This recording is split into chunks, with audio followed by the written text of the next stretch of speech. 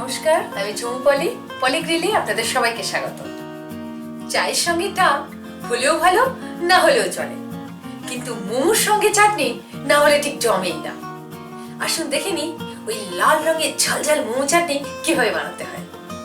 এই মোমো চাটনি veg non veg দুরকম মোমোর সঙ্গেই চলে।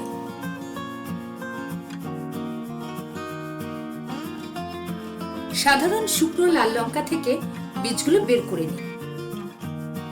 ভেতরটা এরকম ফাঁপা থাকবে। দুটো মাঝারি সাইজের টমেটোর উপর ছুরি দিয়ে এরকম সামান্য চিড়ে দিন।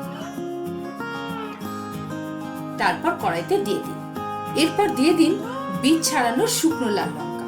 1 কাপ জল ঢেলে দিন। মিনিট 4 ফুটতে দিন। টমেটোগুলো সিদ্ধ হয়ে গেলে গ্যাস বন্ধ করে দিন। জলটা ঝরিয়ে নিন, কিন্তু ফেলে দেবেন। ঠান্ডা হয়ে গেলে টমেটোর পাতলা খোসা বা স্কিনটা ছাড়িয়ে ফেলুন।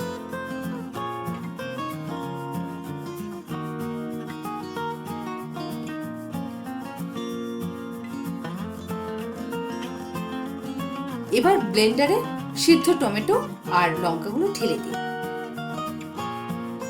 টুকরো করে কাটা কয়েকটা সিদ্ধ আলু দিয়ে দিন ব্লেন্ডারে। 4-5 কোয়া রসুন দিয়ে দিন। এবার ব্লেন্ড করে পেস্ট বানিয়ে ফেলুন। চাটনি পেস্ট রেডি। এবার সিদ্ধ করে যে জলটা রেখেছিলেন সেটা সামান্য মিশিয়ে দিন। 1/4 চা চামচ লবণ আর 1 চামচ লেবুর রস মিশিয়ে ফেলুন ভালো করে।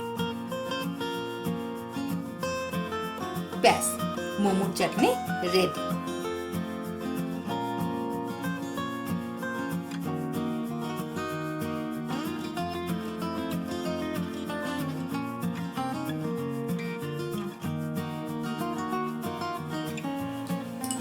চাটনি তো রেডি।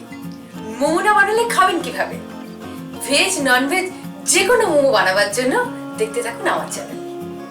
আবার দেখা হবে।